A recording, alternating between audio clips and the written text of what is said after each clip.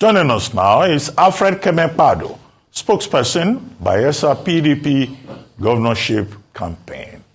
Well, Kemekpado, good to have you on the program. Thanks, sir. Great Malabite! Sure. Thank you, sir. Okay. Well, let's start the action. Yes, we've listened to the Inspector General of Police, saying, well, Bayelsa will be safe. But how about the challenge of voter apathy? There have been reports of violence in Basambiri, in Okunembe, and even in the last elections in Bayelsa. Turnout was very poor, 16.4%. What is the guarantee that people would turn out this time around with the, apprehensions about this particular gubernatorial off-cycle election? Yeah, basically, our belief is that people will turn out very well because of the amount of sensitization that has gone in. And actions like this reassurance of the security agencies, such as the Inspector General of Police, will give people that sense of security as they come out to vote. Because you see, like I keep saying many times, as a person, the loss of lives and property, especially the loss of life, is not statistics. Sometimes when we hear that, one person died, two persons died, if God forbid that it happens to you, but it's like if it doesn't happen to you directly, it comes into your ear like statistics. And for this election, we have always requested the abundance of security. Not just for the fun of security, but because we have observed a pattern from the candidates of the APC particularly. I guess you have all seen a viral video where no other personality less than the deputy governorship candidate of the APC was addressing a crowd in the presence of security agencies and telling people that... Would that be McIver? Yeah, McIver? Yeah, Joshua McIver. Okay. Telling people that if anybody comes here, kill him, put him for the Brass River, he won't be the first to die, and those kind of things. And I thought that would have been condemned by the top hierarchy of his party. But I was also shocked to see the governorship aspirant of the party, when asked same question, about that incident in another TV station. He reinforced it by saying what his deputy meant was that if bad people come around, that they can deal with them like that. So I'm beginning to wonder, when has it become the duty of these candidates to take laws into their hand and define who is bad and who is not bad? So basically, in the elections in Bayelsa, security is paramount to us. Security is paramount to us, not because of anything, but because of the sanctity of lives and property. I can assure you, with the performance of the governor, and that either way they go, they will lose. But in the course of their loss, we don't want the loss of any life or property. Okay, so wait a minute. A couple of things. I'll ask this question first and also double up with another one. Okay. There's a breaking story that just came that our producers just sent. Thugs attacked the home of PDP chieftain with dynamite at Manasseh near former President Goodluck Jonathan's residence. Panshia, sorry. Okay. Two others sustained gunshot injuries at Opolo in Yenagua. This insecurity is brewing, big time. What's your reaction to this that's just coming in? Secondly, let's talk about the governor. Other people have things against him. So take, for instance, people are still asking questions about the effective accountability and transparency behind giving palliatives that came in, one, from the flood, and two, from other debacle. I mean, we had a big story that said some of the palliative even got spoiled, that didn't get totally to the people. What would you say as regards that? And secondly, the fact that Bayelsa doesn't still have a very good network of portable pipe on water, which is a big problem in the state. And in the first 4 years, the government has not been able to solve it. Talk to us about that, because these are the grounds people have against the government. Okay. Basically, responding to the attack on the stalwart, be it PDP, APC, or an ordinary citizen, is condemnable. And this is part of what we've been talking about. Security agencies should up their game, because the sanctity of life is more important than anything. It's even more important than voter apathy. Okay, it doesn't matter if 3 people come to vote, but let everybody be safe. understand? Now, going about the palliative. Yeah. You know, Some even got spoiled there, which is sad. let me now tell you. Basically, you know, this is the era of politics, and people just play things out of proportion and just call it what it is not.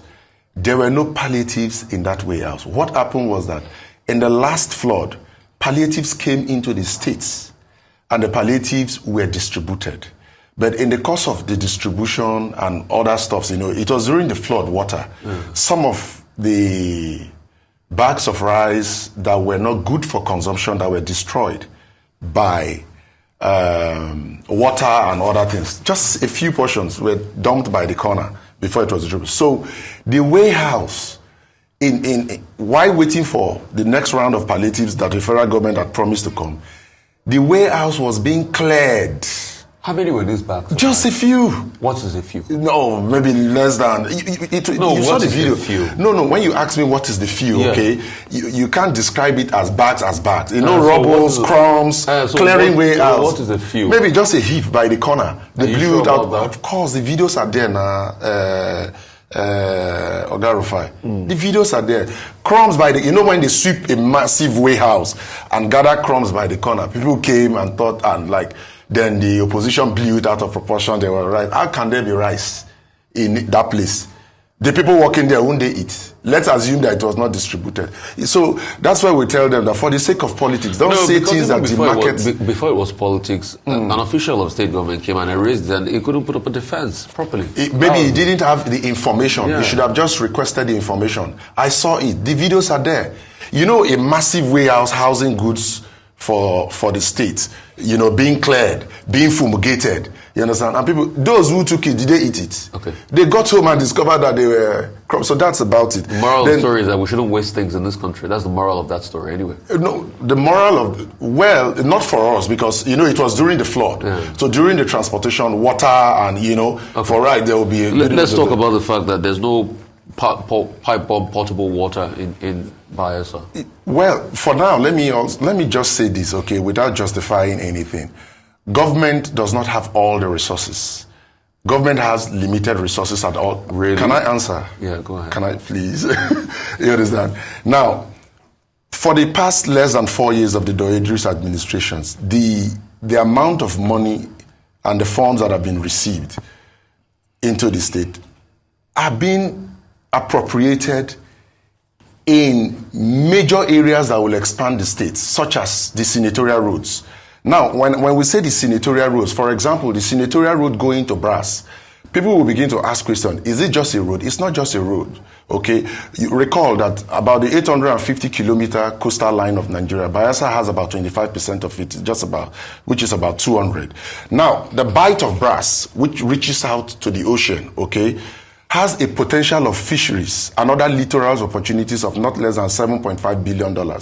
So as a state, Bayelsa can no longer afford to just depend on federal allocation. So what the governor is doing is reaching out to that environmental development. And part of what he's doing is the massive construction of the road going to Brass.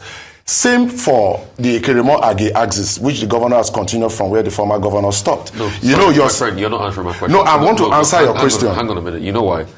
Yeah, I get the fact that you have to do developmental projects and everything. Is that the reason why an average Bayelsa can get potable water and they have cholera, they have typhoid and all of that? Is that the reason? It's not. It's no justification. So tell me about this water project. Yes. It is not true that the average Bayelsa does not have potable water to drink. Government cholera, water? this kind of thing. Government water, yeah, government water may not have gone round. So okay, you just affirm my point. Yeah, I agree. Yeah. I agree with you. There's no government water. No. Government water may not have gone round. Yeah. Okay? Just like it has not gone round, even in Lagos or Abuja. I guess that even the homes you live in here in Lagos and Abuja, there are borehole waters. You understand? So government is a continuum and is working in other areas, okay? So these issues can be addressed even subsequently, okay? So that it forms the sufficiency that we all need. Alfred, let's leave water. You people are in the riverine area. Even if government does not provide water, the people will take water from the Atlantic Ocean. Anyway, talking seriously now. Yes, sir. Now, Doye Diri became governor 4 years ago. Less than 4 years ago. Less than 4 years ago, just by accident. Because the other party didn't do their own work very well. And a day to the inauguration, he emerged. What is the guarantee that this time around he would stand a better chance to win on his own steam? And are you guys scared that you have High Chief Timothy Silva, who was taken off the list by INEC and has now been reinstated by the court, and he says he stands a very strong chance? Are you guys just scared by that? Because this is the first major test that Doyediri will have, isn't it? First of all, the results from the last elections, are not true if you get into the situation room. But I want us to rest on that. I don't want to debate on that. Because if you get to the real result, it's not as it was presented. But that's by the side. No, we believe. What we know was that. Yeah, that's what you know. That's why I say if you get into the situation, but let's rest that. Now, don't forget, actually, you're asking me this question. Don't forget that Chief Timothy Silva, the candidate of the APC, was also governor of that state for 5 years. So the valid question, maybe to ask again, is, in his 5 years as governor of Bayelsa State, with the amount of money he received, what did he achieve? He says he has unfinished business. He says he has unfinished business. Let me finish. Okay. What did he achieve? Listen to the commentaries from his spokesperson. They just talk about a few internal roads, which we describe as footpaths, and one hospital in Okolobri. Despite the amount of money that came in. Check him. At that time, if you convert the dollar rate and convert it to naira, he received over 4 trillion in 5 years. And nothing to show for it. But currently, as we speak to you, Governor Doyediri is not only delivering on his promises. Governor Doyediri is delivering even on what he did not promise in its mega form. For example, the road I was talking about, the mega project, the roads in billion going to brass. It was not even promising, but out of necessity and out of passion for the development of a state and to create a city out of brass where he comes from, Governor Doyediri is constructing that road. In Arise, recently you had a report of about Apapa Ports generating about, I think, 668 billion between January and August for the customs. Now, if you go to the Western Senatorial District of Bayelsa, the road going to Agay, first phase has been completed, 42 kilometers. The second phase is going to Agay. You see, Doyediri does not just take on projects. The project is why. That road is intended to hit Agay, so we can also have a functional seaport there that will create jobs and add to the revenue of the income. If you go to the health sector, Bayelsa was not connected by roads, which is what Doyediri is doing. So sometimes some health goods or some health deliverables are time bound. So they get bad. By the time you take a boat from Yenagoa, you want to get into Southern Ijaw and get into the Atlantic, it gets bad. So what did Doyediri do? He has introduced the zipline technology in the health sector. What does that mean? That it is not just about the building and the furnishing of health sectors. We have also introduced a zipline technology that takes goods, drugs, deliverable in drones. And if you come to Bayelsa, you see the drones dropping. I guess you have seen the pictures before now. Taking care of the health sector. If you come to the educational sector, in this country, one of the problems in this country is that we may be educating people without interrogating or taking needs analysis of where we educate people. So Doyediri has taken secondary education to where it's relevant. That is why he has introduced even technical school. Why? Don't just take people to secondary education, take them on technical education so that as they graduate, whether they go to the university or not, they are hands-on. If you go to the areas of human capacity development, we encourage SMEs with about 200 million naira every month to ladies in the 105 wards every month. If you go to other areas like pensions, salaries of workers, because you must take that very seriously too. The pensions and salaries of workers, these are old people who have worked tirelessly for the system. They shouldn't queue in the sun. They sit in their homes and everything. And Doyediri dedicates about 400 million to that. So generally what I'm trying to tell you is that his performance, let me land on your question, sir. His performance outshines, overwhelms any performance that you can attach to the other candidates. So the question is, in the other candidates' regime, while he was 5 years as governor, what did he do? You see, the beautiful thing about this election is that it is not a Doyediri's contest against a Rufai or a Bati that you don't know as governor of Bayelsa State. It's against a former governor. So there is a track record of what was done and what was not done. Check the security sector. If there is anything that towers above all his infrastructural and other achievements, is the fact that Doyediri, by body language and by institution of a new culture in Bayelsa State, has brought about peace in Bayelsa. Okay. And that peace is the panacea for economic development. I want just one small clarification in less than 2 seconds. Yes, sir. All of this you are telling us, are the people of Bayelsa aware, or this is from the campaign manifesto? Because you are in Lagos. I'm not sure you have even seen some of these things. I am campaign spokesman. I travel from Bayelsa to Lagos to grant this interview and to go back. I work there, I live there. Okay. Quickly. Thank you. What's happening in Opunembe? You want me to tell you the truth? Tell us the truth. Tell us what is happening there. You say you want me to tell you the Yes. truth? You see, let me tell you something.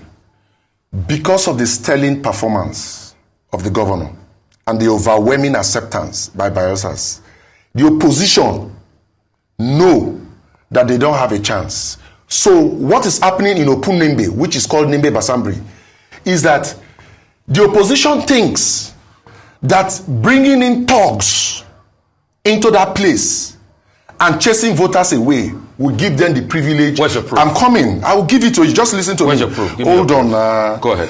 You understand? We'll give them the privilege to write results the way they want. And it's not only restricted to Opunembe. They are planning same for Brass. They are planning same, hear me, let security agencies not pretend like they are not hearing me. They are planning same for Ogbia. They are planning same for Southern Ejo. As early as yesterday, 200 horsepower boats are being hired from the Delta axis to come into Bayelsa, not to enhance voting, but to facilitate Where's your thuggery. proof? Because we have to go. Where's your proof? No. Your proof for all of this you've said. Where's your proof? The proof of all of this is that you saw just day before yesterday, some arrests have been made of people caught with arms and ammunition. It's in the paper belonging to them. And not only this, let me tell you something. We have been saying it, that arms have been distributed in that Opunembe area. Not only they are in other parts of the state. And let me also tell you, one other thing you need to know is that we need to interrogate further that beyond politics, the remnants of these arms is what will constitute those that will become the pipeline vandals, kidnappers, and thorns on the flesh of the security agencies in that agency. So the security agencies must take it serious, not just for the sake of politics, but post-politics for security agents. And you are asking me what is the proof? A deputy governorship aspirant in a viral video is telling everybody to go and kill people and push them into the river. What other proof do you need? And their antecedents, their antecedent shows that they have been violent people, unlike the antecedent of the governor of Bayelsa State, who had a decent career as principal executive secretary, House of Rep member, senator before becoming governor. Their own antecedent shows violence. Thank you so much, sir. I appreciate you, sir. Thank you very much. Great Malabite. And let me also request of you, the media, please help us to call security agencies to ensure that there is adequate security for life and property. We just want a free, fair, and credible election. And I assure you they will not win one local government. I'm sure the security agencies are hearing you. I'm sure also we are used to it. We get taught our job all the time and we get instructions from guests. Thank you very much. Great Malabite.